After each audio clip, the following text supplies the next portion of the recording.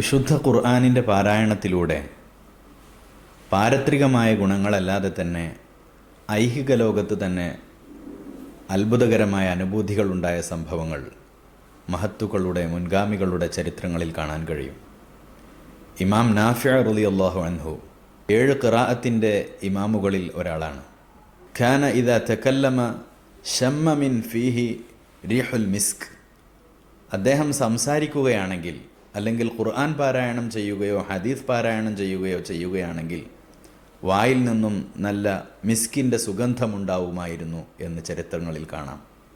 അപ്രകാരം തന്നെ അവിടുത്തെ ശിഷ്യനായിരുന്ന ഖാലൂൻ എന്ന് പറയുന്ന മഹാൻ വലിയ ഖാരി ആയിരുന്നു. അദ്ദേഹത്തിന് കേൾവി ശക്തി ഉണ്ടായിരുന്നില്ല.